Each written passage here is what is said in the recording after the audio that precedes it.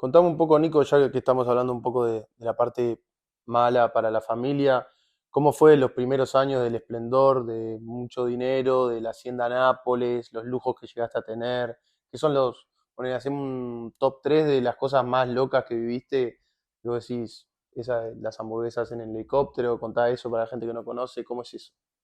No, hay muchas. Yo creo que incluso las hamburguesas en el helicóptero, cuando estábamos en la hacienda Nápoles, que uno le daban ganas de comerse una hamburguesa y mandaba, siempre había un helicóptero o un avión a disposición de nosotros en el sitio donde estábamos. Por seguridad en ese entonces, no porque pasara algo, sino porque éramos tan locos y hacíamos tantas locuras que había que tener a disposición algo por si algo pasaba, pues nos pudieran llevar a un hospital. O sea, éramos demasiado locos. Pero ese helicóptero normalmente lo mandamos a que nos trajeran pizzas o nos trajeran hamburguesas desde Medellín. Lo que pasa es que todo el mundo recuerda lo de las hamburguesas porque se ríe la gente cuando uno cuenta que mandaba un helicóptero desde Nápoles hasta Medellín a comprar unas hamburguesas. Pero para mí ya era común, por decir algo, yo salía de Nápoles el día lunes a las 6 de la mañana y a las 6:45 estaba aterrizando en el colegio donde yo estudiaba en Manizales, en el Gemelli, eh, que para mí ya era normal, pero para el resto de la comunidad era algo totalmente que no tenía, no sabían cómo una persona y un niño, porque yo era un niño, tenía tal vez 10 años en ese momento y llegábamos. Pero así, de esa misma manera, nos montábamos en el patín del helicóptero y nos tirábamos a la piscina. Ese era otro de nuestros juegos cuando éramos niños.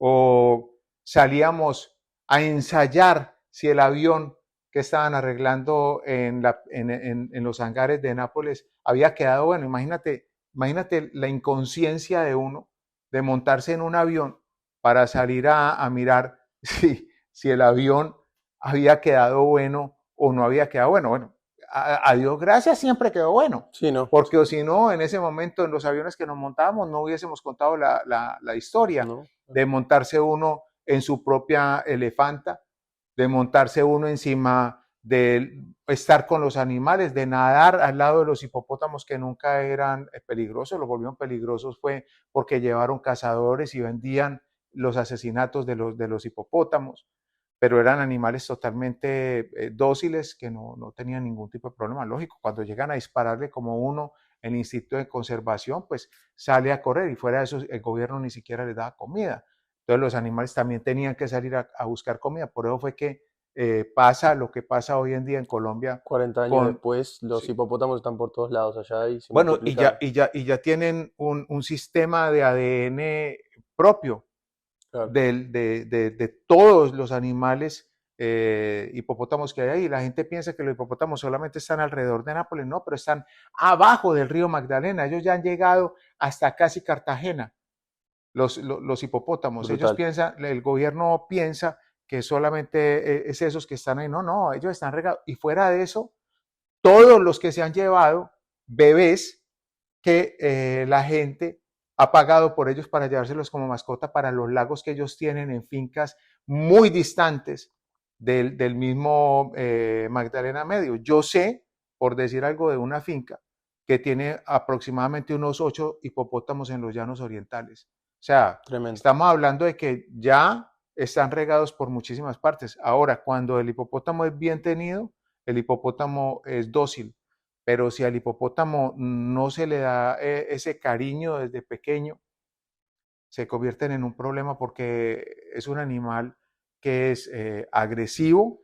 En el momento en que le toca salir a matar, utiliza sus dientes que son unos enormes cuchillos que te atraviesan sin ningún inconveniente. Bueno, en África son los animales que más matan personas, Claro. más que los leones y más que incluso que los mismos elefantes. Pero nosotros, esa historia de los animales, llegar por de algo los aviones DC-3 con todos los animales adentro, los que ellos arreglaban, caía el DC-3 y las hélices pegaban contra la pista y ahí era donde el avión se dañaba y había que arreglarlo. Y por eso digo yo, salir a mirar si el avión había quedado bueno para en los DC-3 a ir Claro. a mirarlo. Me encantaba montarme en los aviones y decirle a los pilotos que los subieran hasta que el avión ya se quedara sí, sin fuerza, el motor no fuera capaz de subirlo más y ya dejarlo que cayera.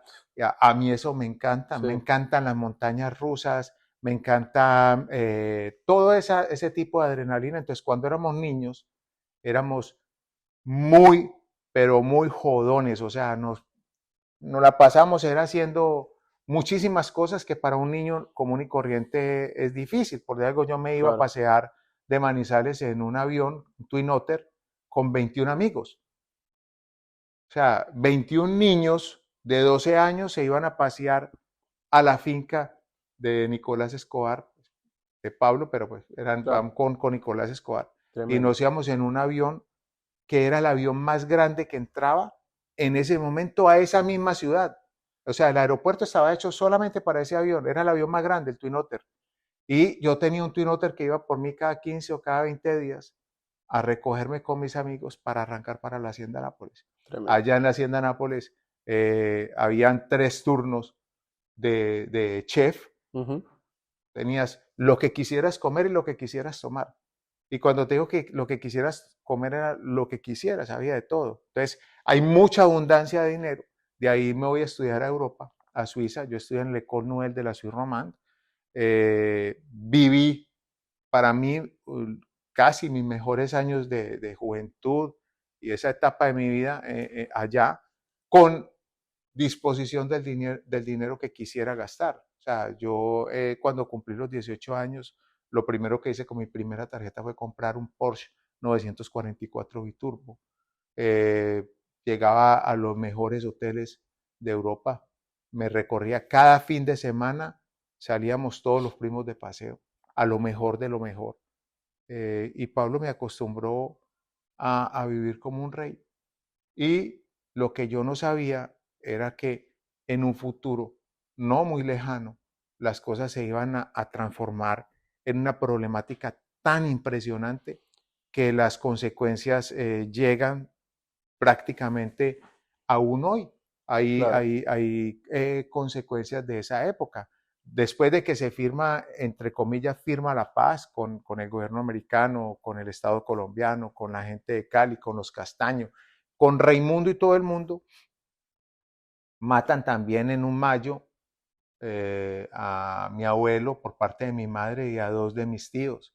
Entonces, fue un caos muy, muy fuerte todo eso que nos tocó vivir a nosotros en aquella época. ¿Cuántos familiares asesinados tenés?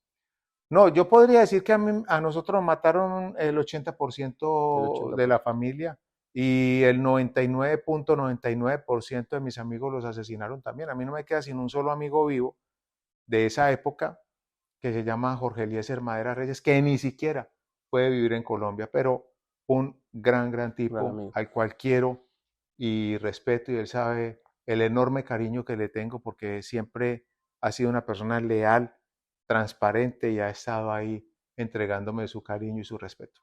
Yo creo que la historia de Colombia se empieza a torcer, no sé si coincidís, en el 1984 con el asesinato de Rodrigo Lara Bonilla, que el cartel toma la decisión de tomar esa idea tan loca como es asesinar a un ministro, y después de eso todo fue escalando niveles de violencia, terrorismo, y que no se, fue una bola que nunca se pudo parar, por más que hubieron negociaciones entre el gobierno y las personas involucradas, como que todo fue escalando y hubo asesinatos de candidatos presidenciales, un vuelo de Avianca que explotó en pleno vuelo para tratar de supuestamente asesinar a César Gaviria, que ni siquiera se subió, murieron 107 personas en ese vuelo.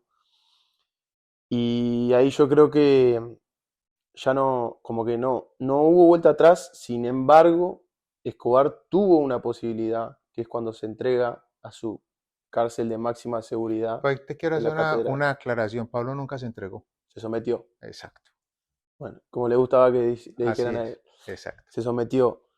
Contame un poco cómo fue el tema de someterse a la catedral, si es cierto que los terrenos eran de él, si él la construyó, cómo es posible que una persona, que obviamente tenía una organización detrás muy importante, pueda someter. Yo no sé si Pablo se sometió a la justicia o Pablo sometió al gobierno. Yo creo que esa es más la pregunta. Yo creo que más bien Pablo somete al gobierno, era tanto el terrorismo que había en ese momento que el gobierno para aplacar la problemática impresionante decide someter o dejar que Pablo se someta a la justicia, porque la verdad es que tampoco se sometió a la justicia. O sea, Pablo lo que estaba era custodiado por el ejército colombiano en una finca de su propiedad que era gigantesca. Todo ese terreno que estaba ahí era de Pablo Escobar Gaviria. Todo y sus alrededores, todo le pertenecía a Pablo Escobar Gaviria.